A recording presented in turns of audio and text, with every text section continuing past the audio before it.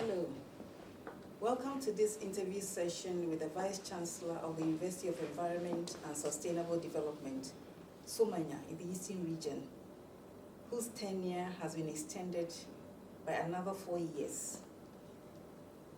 You're going to have a chat with Professor Eric Nyako Samson, who has been the Foundation Vice Chancellor of the university. We're going to have a chat with him to tell us his experiences, the challenges, and the way forward in the 4 years.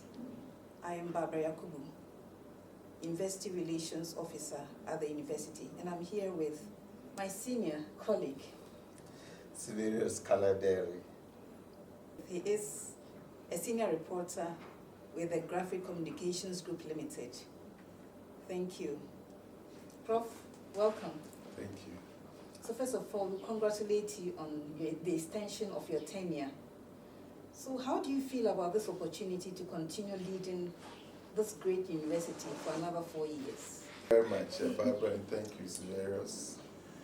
I think it's a great honor to be given the nod to continue for another term. What it means is that as an institution, we have done well. The extension or the reappointment or the renewal, as you know, was not only to the Vice Chancellor, but to the Registrar as well as to the Director of Finance. And for me, to all the staff of the university, because it gives us the opportunity to work together further to achieve the goal for which we set ourselves. Prof, congratulations. Thank you very much. Great to come back here after almost a year. That's right. But Prof, would you say you've been able to achieve the goals you set in the first 4 years of being VC in this great institution? Yes, I will say to a larger extent.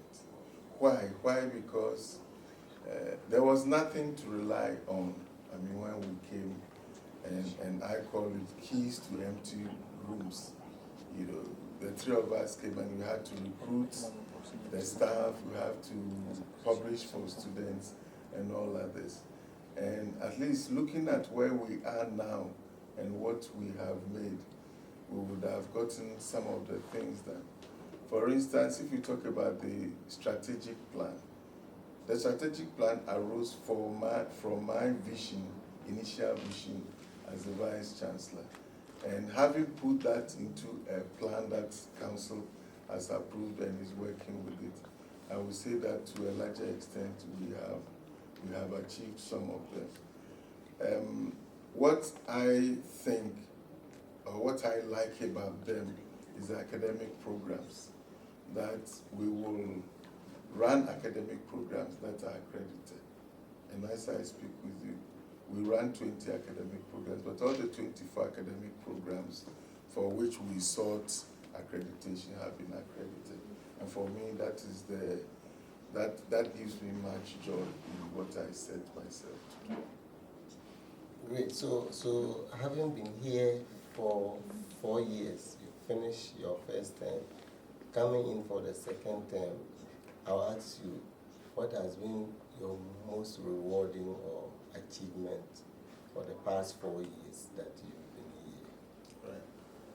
I think it's the effort to be able to galvanize the background experiences of all the staff in this university to work towards this goal. You know, you have various people. I have about 385 members of staff in the various categories, but mobilizing each of them to get to the work that they are supposed to do needed kind of skill and then quite some effort. So having been able to coordinate all the affairs for us to come this far, I think it's a great joy for me. So let me ask the opposite.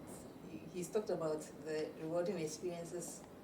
I would want to find out the most significant challenges you faced as the leader of this institution. Then it goes back to the workforce again, how to coordinate the background, the different background experiences. You have people who have never worked in the public sector before.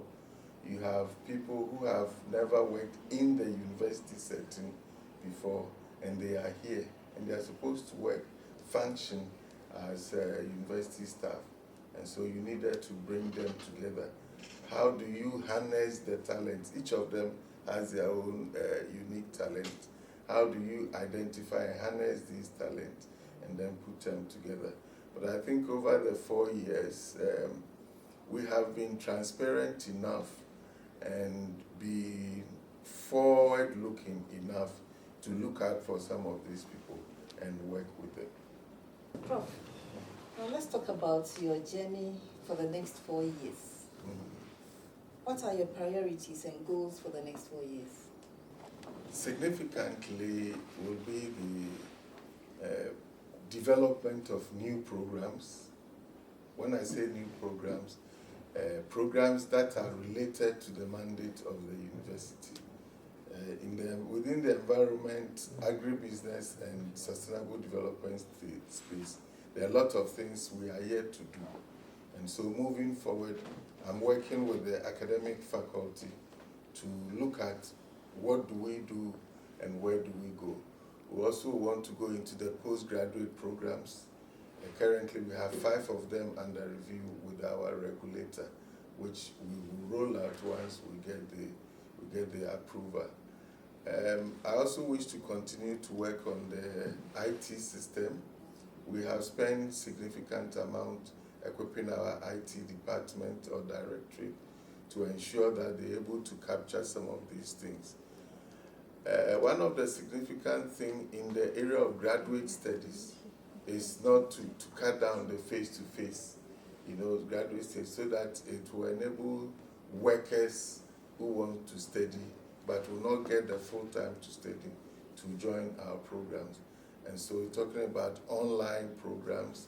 For our students, we're also talking about online programs. One of the things we want to do is to keep at least a program in a course in each program by online. And so that is where the focus will also go. I won't forget about staff development and the others, but these two will take priority. Prof, thanks very much for that explanation, but we are just looking at the fact that it's when you do well that they give you more. And so having been given another 4 years, it means you did so well. And that is why you've been given the option to continue for another 4 years. We are trying to find out, how do you plan to build upon the successes that you have achieved? And definitely as a human being, there might have been some shortcomings, and new institutions, there will be some teething challenges. And how do you look forward to addressing those shortcomings of your first tenure? The first tenure, I will tell you, was not easy. It was not easy, but we needed to be alive. As an institution, we needed to be alive, and so we needed to focus on our strengths rather than the weakness. What are the strengths? You have a young staff who are willing to do whatever they are supposed to do to get the institution moving. You have a young staff who are zealous to have your institution succeed. So you harness all these things. The other one possibly is about the recognition of the institution, how people know the institution, how funds come into the institution, and the student numbers. Obviously, the funds come, especially the IGF, they come out of the number of students. And over 4 years, by a gradual study, we are up to 944. So financing becomes a challenge in the first place. But how do you navigate that? You navigate that by making use of the little that you have. And also, I think, being transparent with the staff. You let them know where you stand. You let them know how much you have. you let them know what you don't have, you let them know what you can afford. I will tell you, currently, there are some of our staff who are using their personal laptops to work for the university, which, even though is serious, is commendable. Some of them in the 4 years, this is about their third laptop they are using. They use the laptops, break down, they repair with their own monies and continue to use it. Why? Because we don't have them. And so for the challenges, they come back. We try to find ways to steer off and then focus on what we can do. In terms of the shortcomings have been that you are, let's say now we are 4 years, but you are in the same market with 75-year-olds, with 62-year-olds. The least is about 10 years. And remember, some of these were affiliates of existing institutions. We started with 2 in the north. They were affiliates of a bigger body. Over the past 10 years, we have been the only university that has been started from the scratch, from the scratch. And so you know that there are a lot of things that will come with it, and they may pose challenges. But once again, as I said, I give credit to my staff. Everybody has been working. And so that's where we are now. That is a case of collective interest of your staff, dedicated and hardworking, deciding to use their own resources to ensure the growth of the institute. So we are looking at the next 4 years. How do you plan to build upon the successes? Now, what new initiatives or programs can we expect in the next 4 years of this, your second tenure? All right. We will continue to build on the strategic plan of the university. That's one of the things we have done, which gives me much joy, and if you like, it cuts my path for me, so that this is the strategic plan. How are you going to do it? As I said, it arose from my vision as the foundation vice chancellor. So we are praising it currently to know where we have got with each of them, and then they need to improve. Significantly, what I want to continue to do is the leadership of service. I should be the example myself, so that the others will see and then follow. It is service we're offering, so I should be the first servant in doing the course in which we want to move. As I said, new programs in our areas, improve on the IT, and then also improve on staff development. These are some of the things that we want to do. As for the student numbers, we're already on the road. Since day one, we've been on the road visiting institutions and also making the university known through our website and our social media handles. Currently, we are on a couple of them, and each program of the university gets there. We also try to stream live some of the university's programs, both academic and non-academic. And so it's the publicity of the university, making it live with the people so that they will know what alternatives that they have for them to look here. Prof, before we come to university development, you just mentioned the relationship you've had with your stakeholders and industry players. How do you hope to improve on this or strengthen this relationship? I am very happy to do that, especially with my background. We know that these young people eventually will go out of their study when they complete. Where do they go? They will have to enter the world of work. And what do we have out there for them to know where to be? So the first thing is to give them the information that they need, the areas for which they are designed. This program, if you take one program, where are the possible areas? We have tried in our first 4 years to build collaborations, to sign MOUs with some of these organizations we are continuing. For some of them, we have renewed. From some of them, we are reviewing. We are adding more. And then we're also adding more organizations that do what we want to do. And so that issue of industry-academia collaboration, we take it very seriously as one of our core values in the enterprise. How do we get them to earn a living for themselves by using what is available for them? You come to university development, and infrastructure plays a very big role in that direction. How do you envision the university's growth in terms of infrastructure and then student enrollment? I'll take them one by one. I'll begin from student enrollment because that's dear to my heart.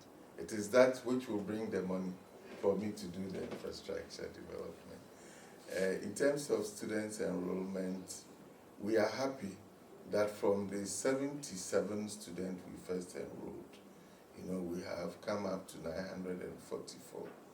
For this academic year, where it took a dip by 12, otherwise we saw a steady rise, some more than 50% rise every year. And so that one, we say we are doing well there. We are still out there talking to the schools. We have groups of staff that move from school to school, telling them about what we do. As you are aware, myself, I have done that on a couple of times, leading the crew or the team to be able to do that. And so we are out there. One of the things that also excites me is our staff. Those that I share common social media handles with, you see everybody is making the effort. They post the flyers, they post the programs, they encourage people to come for them. And so we think that all these things should result in an increase in our student enrollment. With respect to infrastructure, well, it would have been better. The signals are on the ground. The buildings that are available, the structures that we have currently, if they were completed, it would have been better. But we know that it will be completed no sooner. For instance, the second academic faculty block, which will take more than the first one we have, which also includes a library and some shops, if it's completed. The second laboratory, if it's completed, the main administration, the second auditorium, and then the computer lab and lecture theater.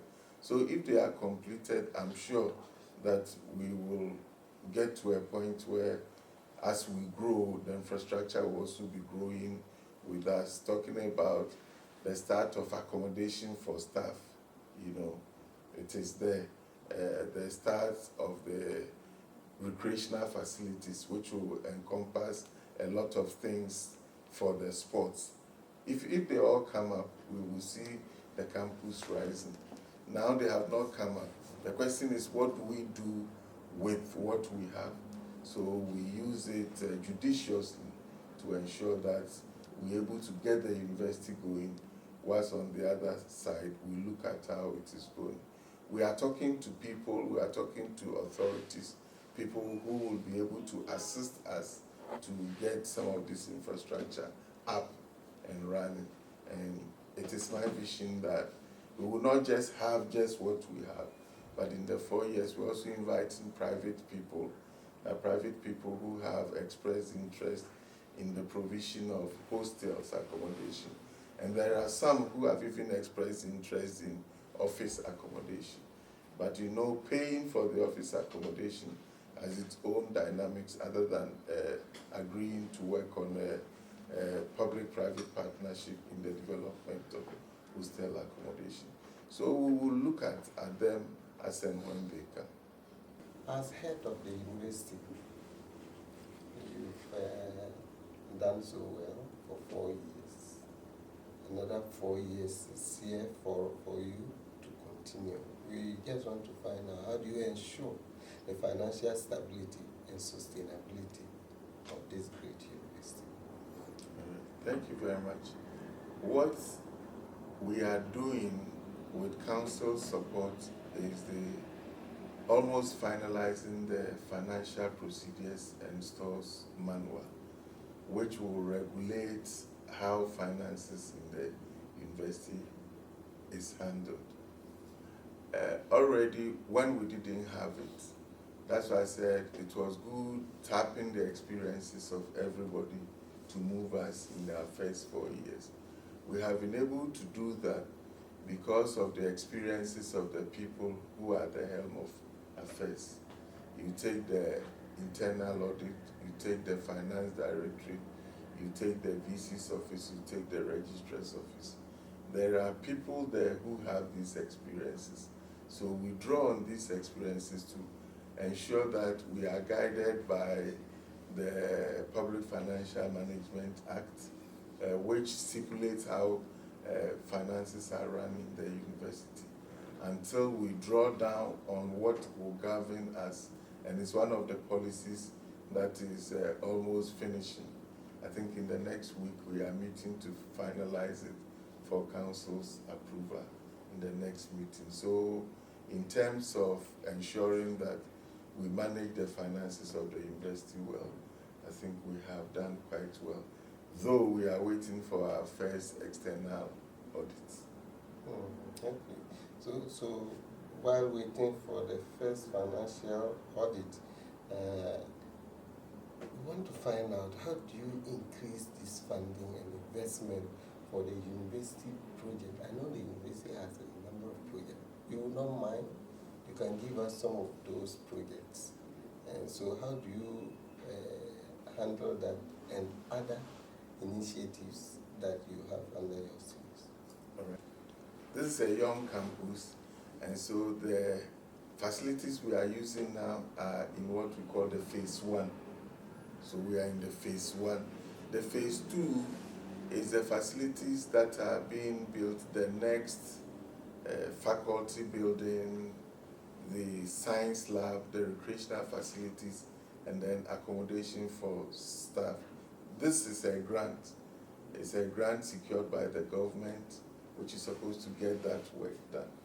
The other 3 that we have currently, the administration block, auditorium block, and the computer lab, is a GET Fund project, which was started in 2016.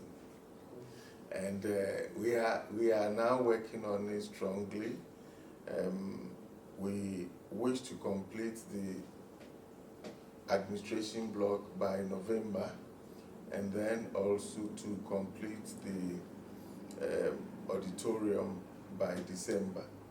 There is a project for a 440-bed hostel under the Office of the Vice President, which is supposed to take 18 months.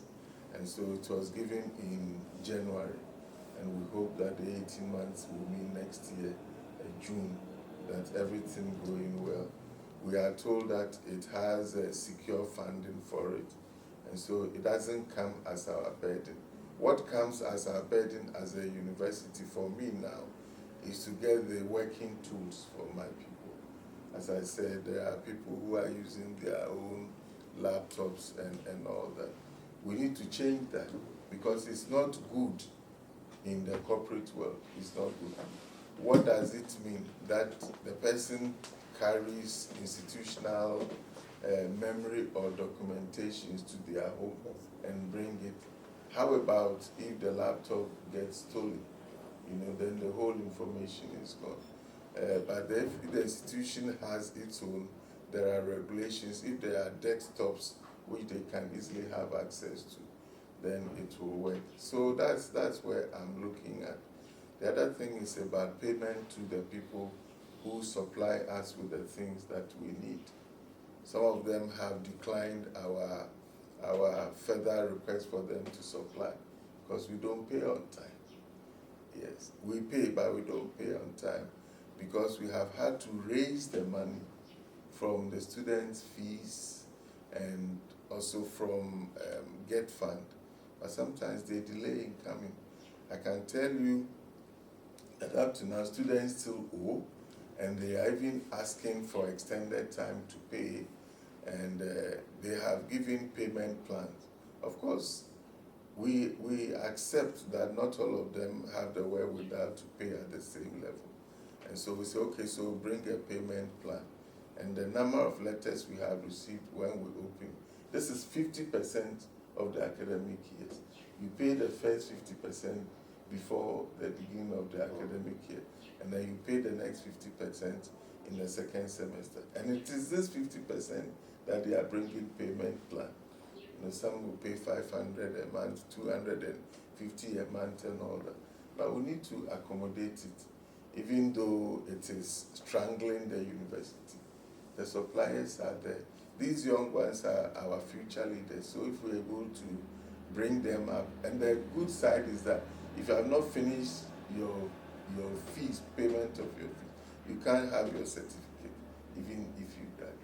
So eventually they will come and pay.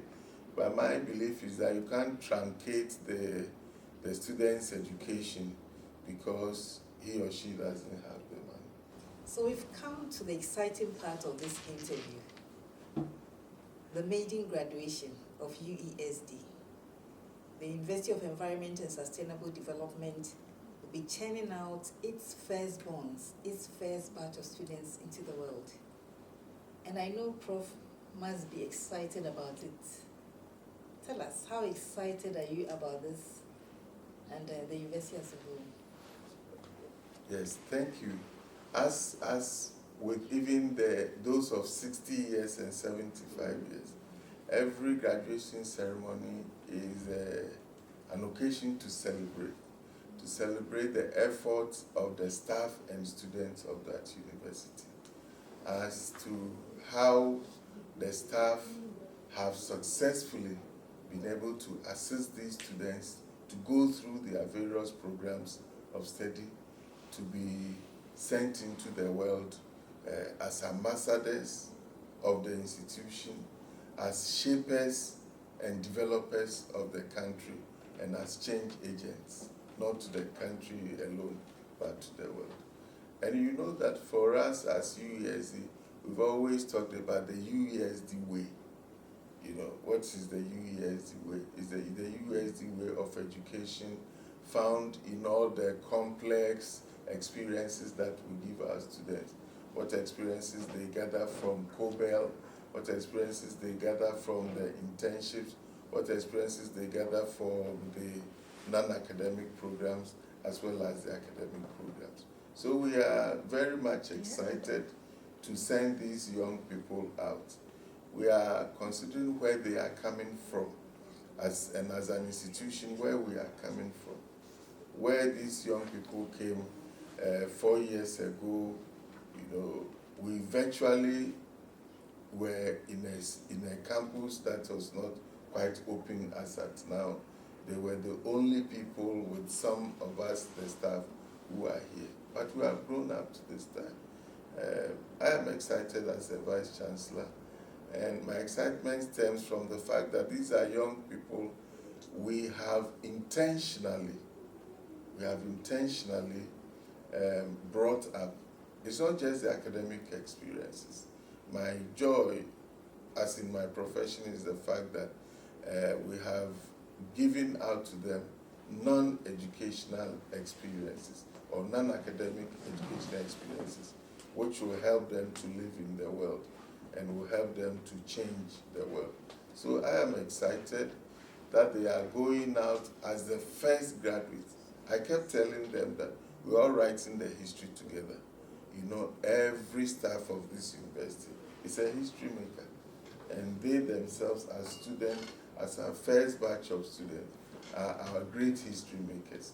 And so they are going out as history makers. We are looking at the level of preparedness by the university, from the council through the management to the staff and then the student. Everybody is involved to get this thing done. Interestingly, the students themselves have told at least me how they want it to be. You know, what things they are asking for, what my plans are for them, and all that. So we have envisage a very exciting moment. And I think what will bring the excitement the more may possibly be the theme or the focus for the graduation, if we say sustainable our future, innovation for a greener tomorrow. Now we are moving into the green era. So how do these young ones go into? There are people who have been trained in the greenery, and so we are confident as a university to send these young ones out to bring a lot of change. And so for the excitement is there. We're excited that at least from ground zero, we have been able to raise a first batch which will successfully exit for the other ones to follow. Well, what did they tell you about the expectation? All right. So one of the questions they asked me is, what do you have for us in the graduation? So I asked, what do you want? They want a party. They want a dinner in the VC's house or a dinner with the Vice Chancellor. It should happen. They also want to know what programs we have lined up. So currently, we have what we call the Leavers Summit. It's going to be an experiential meeting with them. I'm going to lead it to tell them about the world of work, to tell them about how they should behave when you go there, to tell them about how they will earn and then how they should spend. We'll also be talking about issues on their personal social lives. You know, everybody thought that once you are out of the university or you are out of any study institution, you are on your own and you can do anything that you like. And we will discuss with them and let them know that there are various ways to live. If you want to live, you will live. If you want to live well, you will live well. If you want to live anyhow, you will live anyhow. So I see that as the most important thing that we will have for them.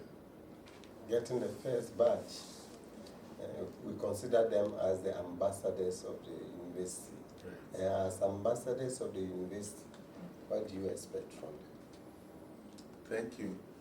In fact, from when they entered in the first year, I told them that they are our ambassadors of the university. So everything that they do, whatever they do, tells about the university.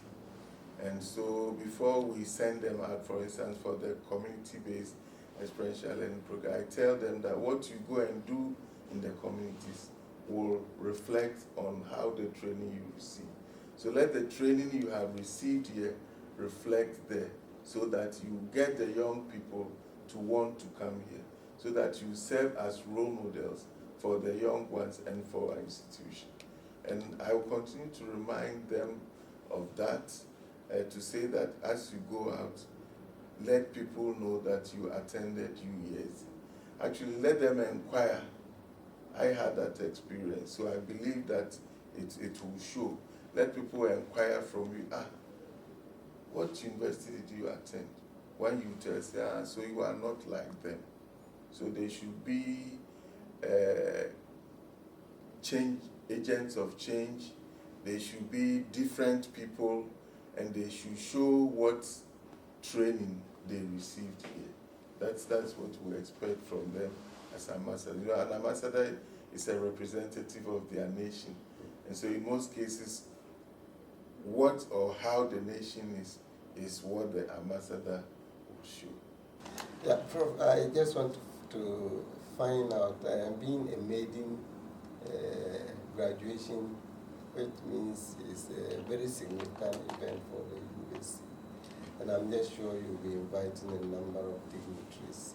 Can you share with us some of those that you are likely to receive on your campus? Yeah, thank you. In fact, as you said, we are inviting from the top to the bottom everybody who has made a contribution to the university, everybody who we think the university has a relationship with, everybody who the university has encountered.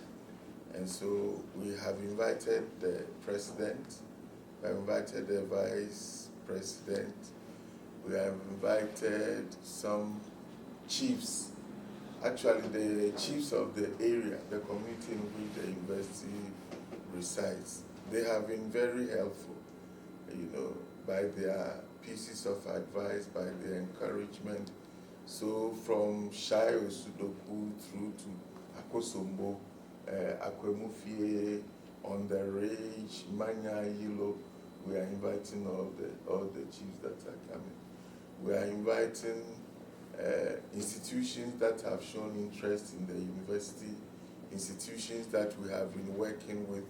We have NGOs in the area of this university who we have MOUs with, and they are all willing to come. They are all excited because together we fine-tune these young people, and so they are excited to be part.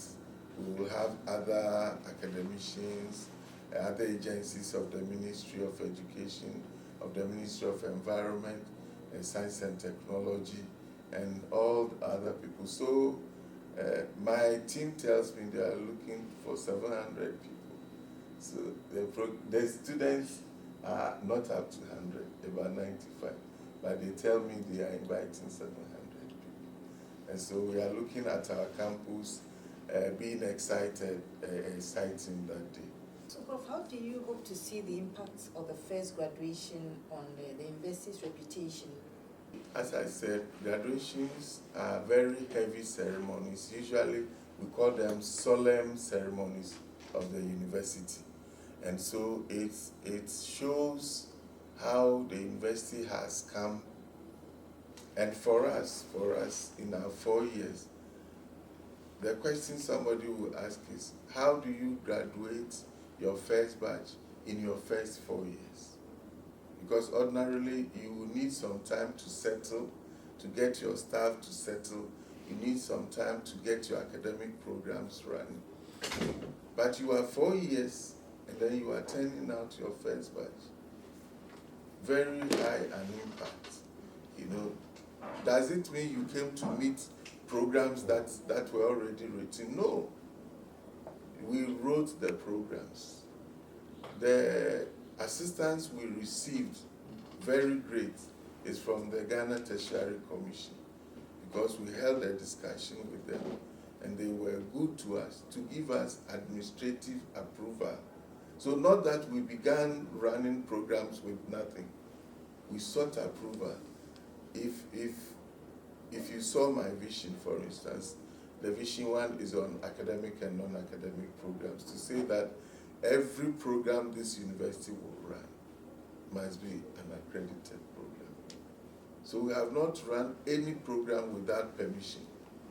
So they give you the administrative approval once we go through the process. Once the staff was here between November, December, we got our first batch in January and we started working.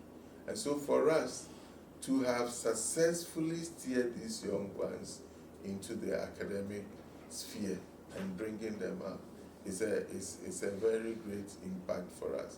And then it will also show our tenacity to achieve the objectives, especially the aim of our university. And the first one talks about providing higher education in environment and all that in our mandate. So for us, it's a very solemn moment of accomplishment. It's an excited moment of accomplishment. It sounds the ability of the individual to accomplish what they want to do when they are well organized, galvanized, and led. We are in August 2024. That's right. We started with 11 programs. Am I right, Prof? So far, how many do we have? Okay. So far, we are running 20 now. We are running 20, but we have accreditation for 24. In our next rollout and recruitment, it's bent on recruitment as well. So we are looking at the geosciences, we are looking at the sustainable architecture. These are programs We have not rolled out, but we have accreditation for. So now we have 20 programs we are running that are fully accredited.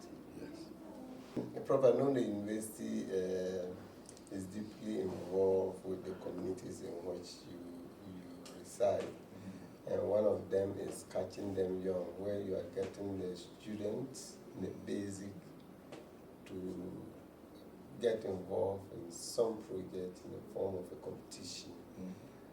I remember a graphic carried 2 or so of them. Yeah. And I just want to find out how far is that program and what is the significance of such a program for the university? Thank you very much. Let me also express my gratitude to Graphic for the coverage of such programs and the publicity, the highlight you give to such programs. Each time I read them, I became so happy. So we thank you. Yes, it is born out of our drive as a university to get these young ones involved in the discussion on the environment. Usually they have been kept out, they only hear it being discussed. But how do we bring the sustainable aspect? That is that it is part of our everyday life. So that's how that program came about, and it is under the auspices of the Community Engagement Project and Innovations Unit. It's a unit which is under the Vice Chancellor's office. We have held 3 of them presently. We have held 3 of them. The first one was a pilot, which was from primary 4 to 6 students, pupils. The second one was in the JHS. These young people have always had to hear the discussions from the adults. But how do we bring the sustainability aspect for them to know that all this talk, we need to live it, so we bring it into their lives?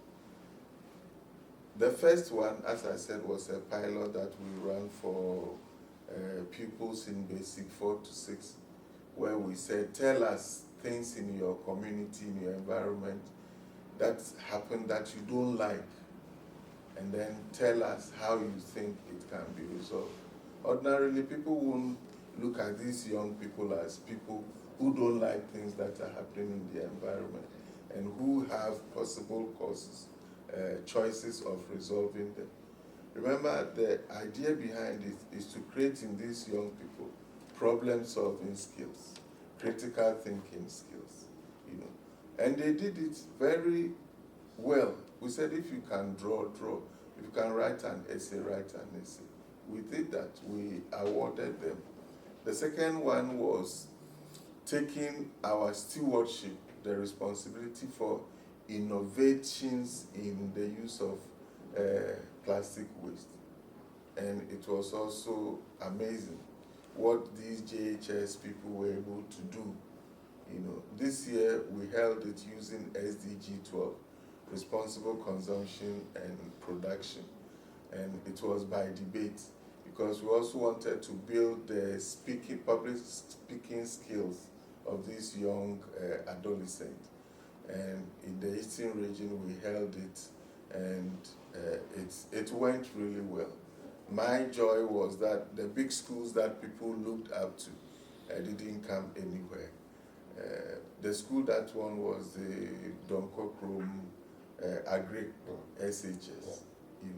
They won it. So it also gives them the training to know that irrespective of which institution you attend, if you want to do well, you will do well.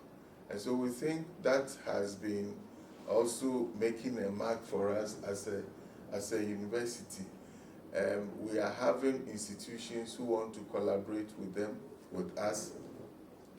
In the 2 years, the Eastern Regional Minister gave his commitment to support this program.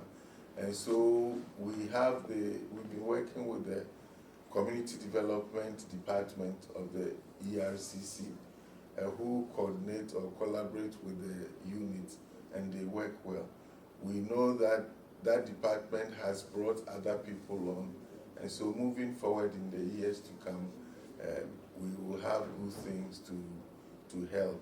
This year we had help from some financial institution like the Manya Krogbo Rural Bank, and then some other individuals. And I will tell you that staff of this university also contribute in the ways that they can to support the award of prizes to these young people.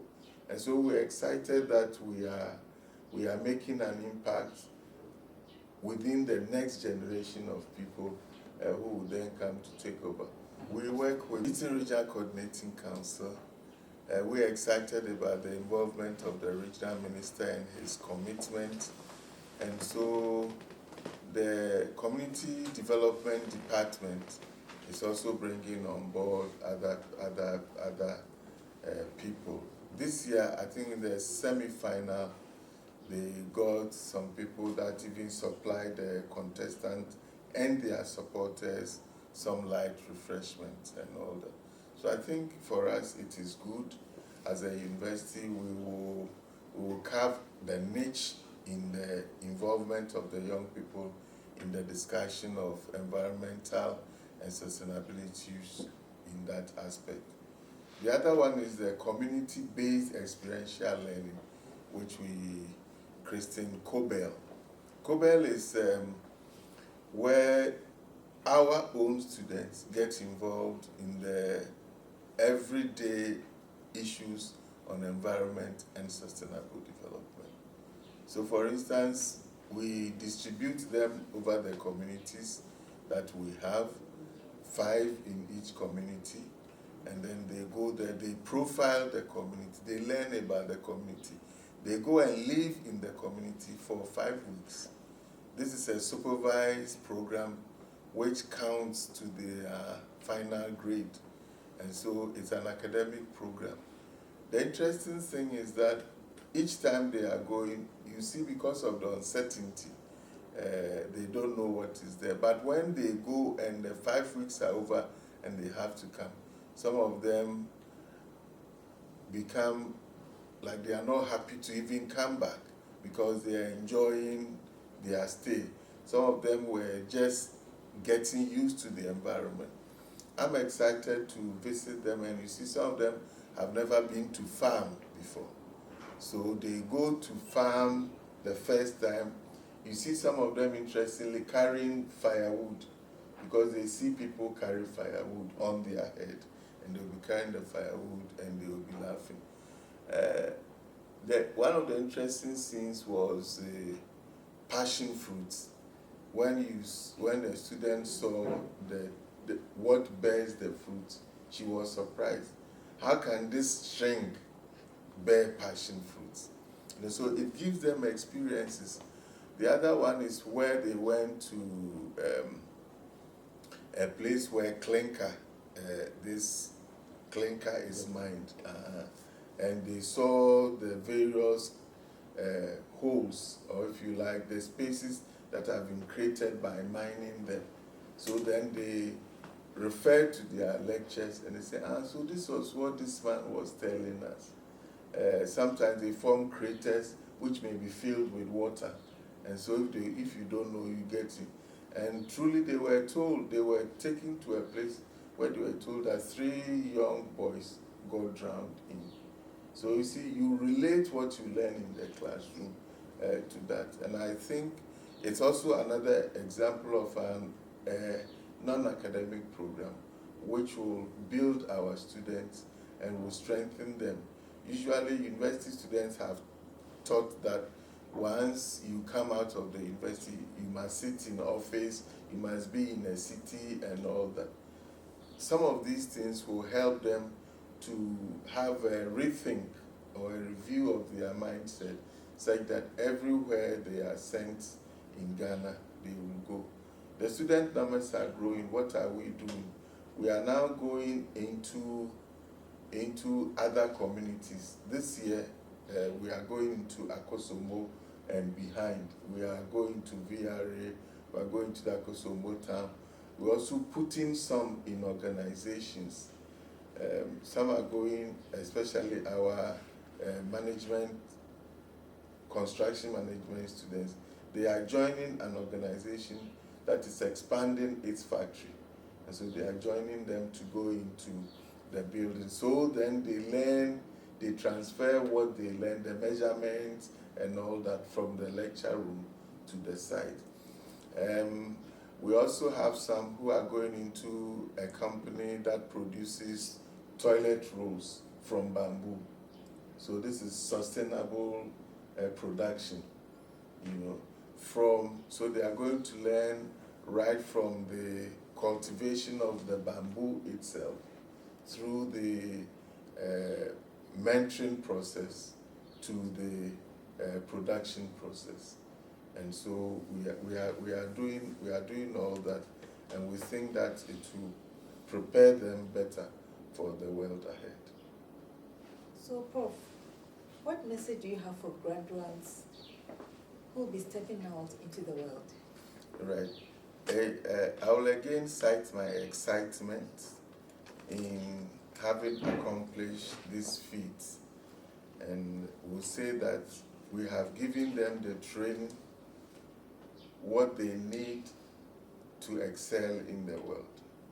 We have trained them as a future-ready young men and young women, and so they should go out and excel. There is nothing anybody from other university has studied that they don't have. There is possibly no experience other people have that they don't have. But what will differentiate them is within the world of work. If they go and apply the values that the university practices, honesty, opportunities, perseverance, and being enterprise, I think that they have the world at their fingertips. We have prayed for them, and we think that everything will go well for them. So, Prof, your last word for members of the university community, stakeholders, and the community at large as you embark on this new chapter for the next 4 years? Express my gratitude to everybody. As I said, it has not taken the Vice Chancellor alone. It has taken everybody to get us to this point, such that one of the significant things is that people ask if we are just 4 years, and some people do not think that we are 4 years, and so everything must get done. But until the attention is drawn to the fact that we are just 4 years, and they will say, then you are doing so much within the years. It has taken everyone's effort. Moving forward, I will continue to urge all of us to continue to put our shoulders to the wheel and get the work done. We all have the vision that will drive us, the strategic plan that will drive us. So let us all work together. There are people who have made great sacrifices. I urge them to continue to make those great sacrifices. There are some who are yet to make great sacrifices. I will encourage them to make those great sacrifices. There are those who have not made any sacrifice at all. I will call on them and indicate that this is the time for them to come on board to make the sacrifices, so that as an institution in the next 4 years, we will be at a level. We may not be the same level with those who are 12, who are 10, who are 75, who are 60 and all that, but we will be at a level which is commensurate with our 8th year. Thank you. I'm sure my senior colleague, Mr. Severius Kalideri, editor in charge of education with the Graphic Communications Group Limited, will agree with me that we've had a great session with the Foundation Vice Chancellor of the University of Environment and Sustainable Development, Professor Eric Nyako Sampson. He touched on his experiences in the first 4 years of his tenure, the expectations in the next 4 years, and the exciting part, the maiden graduation of UESD slated for November 2024. Prof, thank you for spending time with us. Thank you. And thank you for listening. Goodbye.